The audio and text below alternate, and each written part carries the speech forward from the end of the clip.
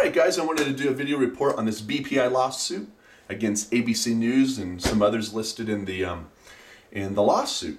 It's here's your, I printed out, this is one page, and that's how many pages are. It's pretty thick. There's 257 pages or so, and so I got off beefisbeef.com. You could click on there. They got a big old thing where you click on and you could read this, print it up yourself, and it's quite interesting. If what they're claiming is true in here, it's very interesting. And from what I'm reading, it looks like ABC News is in trouble. I am looking forward to see ABC News's response. It'd be interesting. So far, their response that I've been able to find online, and I haven't checked the last couple of days, so there may be others. But their initial response is, "We'll fight this vigorously, and it's without, basically without foundation," or something like that.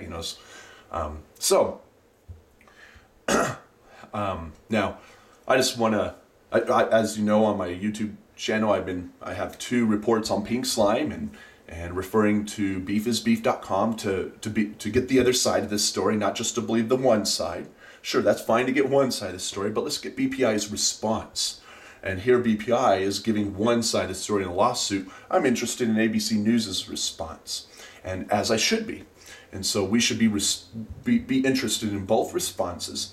And then if we're able to find out which response is the right response, if there's anything that was flawed on this side or that side, okay, then we can decide to jump on this side or jump on this side or jump somewhere in between, or maybe way on that side or way on that side. Who knows? But it is important that we do get both sides, and that we exercise due diligence in giving one another the benefit of the doubt. The news reporting groups, the documentarians, the meat companies, the beef companies and stuff, they all have their biases and they have different motives to do what they do. Not one is immune to profit. Not one is immune to getting lots of hits on their website. And so forth and so on. So, but is to say this group is doing this just to cut corners for profit, and then this group over here is cutting corner on reporting for profit or ratings or whatever, may or may not be the case. But until we, I guess, the only way we're going to know, or the only way we're going to believe that, is if we believe one side over the other, or if we could check into it and see if there's any facts behind those claims, and on both sides. Anyways, I'm going to get into this lawsuit, and I just wanted to focus on one part of this lawsuit. It's a very interesting read. But I want to go to the Jamie Oliver. There's a food revolution, Jamie Oliver, that he did a report on this product, and he grossly mischaracterized it, and I believe the facts bear that out. So let's and I believe even he himself admitted that he didn't really know how the process of the food, how it was made. So factually, even according to his own words, he doesn't know. And it was obvious he didn't know. Let me go ahead and read here a little bit from that part. Now, the first part of this lawsuit is, it says BP, the company, the plaintiffs, ABC, Diane Sawyer, and so forth, different reporters and USDA scientists, and then some sort of a guy who used to work for him. Here we go. And it's got a table of contents, 6 pages. So I'm going to go to the page 28 of this here. ABC's opening attack against BPI and F2B, April 2011. So it kind of starts with a food revolution episode. That's where it starts with the misinformation from ABC News. And so let's go to 28. Or from ABC. ABC News came out later in March, but so let's go to page 28. I'm just going to read this.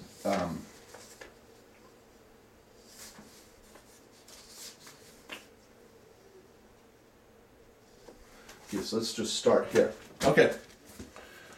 So there we are, Roman numeral 3, ABC, opening attack against BPI and F2B. This lawsuit focuses on defendants' false statements against BPI and F2B between March 7th, 2012 and April 3rd, 2012. So that's the focus of the lawsuit. However, ABC started its campaign against BPI and F2B 11 months earlier. ABC's opening attack was to broadcast false and defamatory statements about LFTB during Jamie Oliver's food revolution. After learning that Oliver's comments about LFTB were false and defamatory, ABC elected to rebroadcast the show as opposed to issuing a retraction. A, under Roman numeral 3, page 28. ABC began airing Jamie Oliver's Food Revolution in March 2010. ABC and Oliver promoted Oliver as a chef focused on providing consumers accurate information about the nutritional value of food. ABC promoted Oliver's show, Food Revolution, as a vehicle to provide consumers factual information about food. Indeed, ABC's promotional efforts suggested that viewers should change their eating habits based on the show. An ABC News online article described the show as a, quote, campaign to curb obesity by promoting healthy cooking in homes and schools. March 7th, unquote, March 7th, 2012, ABC News Health Blog. So here, in March 7th, ABC News Health Blog is quoting back to Food Revolution, which is supposed to give factual information concerning food, and which is supposed to the intent that people would change their eating styles to eat more healthier, right? Okay. On April 11, but that was in March 7th, 2012, which is the beginning of this campaign, which they're going to focus on, but this references back. And on April 11th, 2011, ABC broadcast a season 2 premiere of Food Revolution, titled, quote, maybe LA was a big mistake, unquote. During the show, Oliver made multiple false statements regarding the process used by BPI to produce LFTB, BPI's use of ammonia hydroxide, and the safety and nutritional value of LFTB. A transcript of the show is attached as Exhibit 1. Oliver began by making false statements about the beef trimmings used by BPI to produce LFTB. Oliver stated that, in the industry, the trimmings are referred to as, please forgive me, quote-unquote, shit. He stated that the trimmings are, quote-unquote, inedible because they are, quote-unquote, outside of the meat and are, quote-unquote, full of anything from salmonella to E. coli, unquote, Exhibit 1. Oliver continued his false statements about the beef trimmings by stating they are, quote, not fit for human consumption, unquote. He stated the trimmings are, quote, sold at the cheapest form for dogs, unquote. And he stated that dogs can eat the beef trimmings because they, quote, have got more efficient stomachs, unquote. And then Exhibit 1, I believe. Oliver next made false statements about the centrifuge system used by BPI. BPI uses a multi-million-dollar centrifuge system developed and refined by BPI over 30 years. Oliver depicted BPI's centrifuge system by placing the beef trimmings in a washing machine and setting the machine to spin. Oliver then made false statements about the ammonia hydroxide process used by BPI.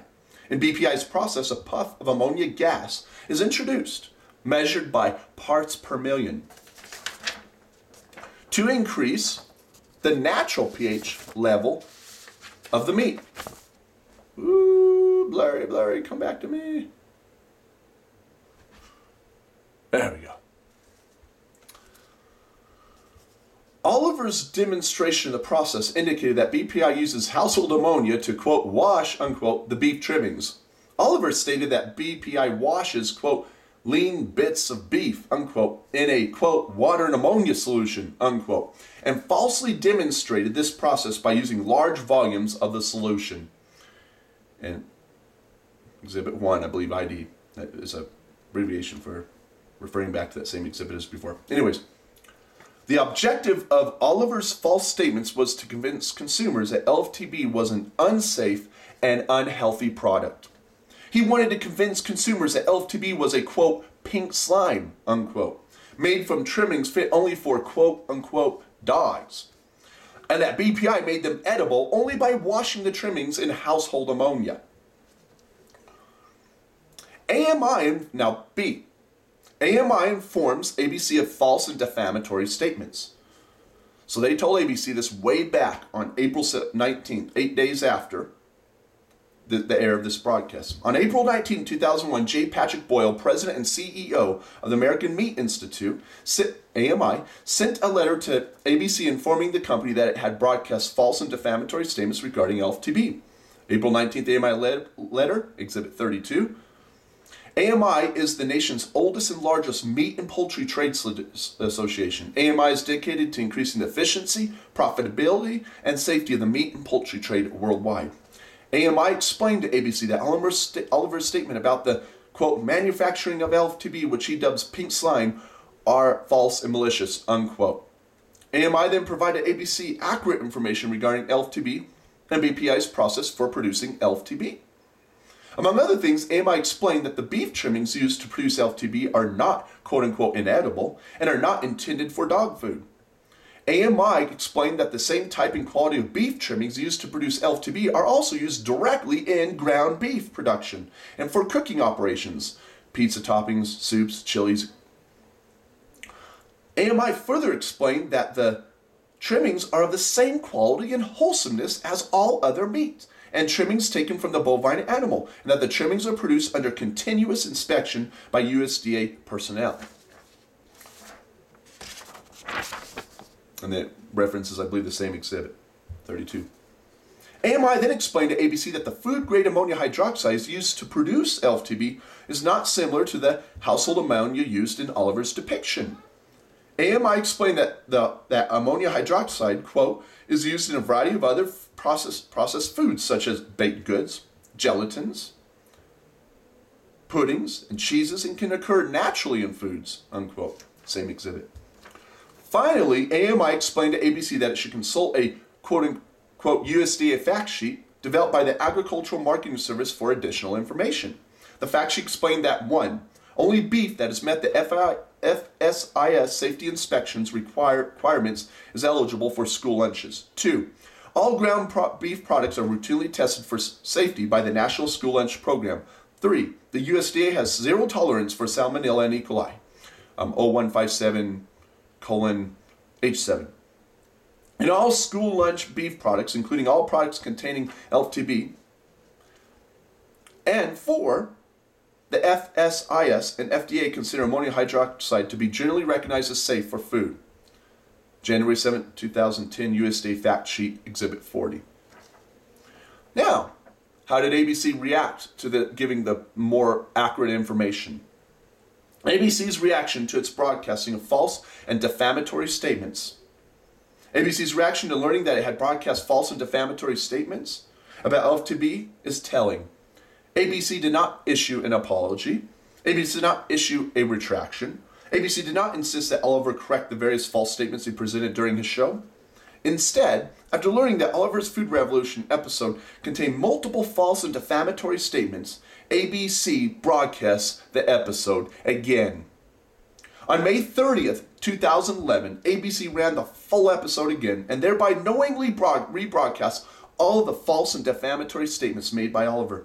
ABC's rebroadcast of the episode was just the beginning of its disinformation campaign against BPI and LFTB. And then it goes into getting into March 7th, 2012.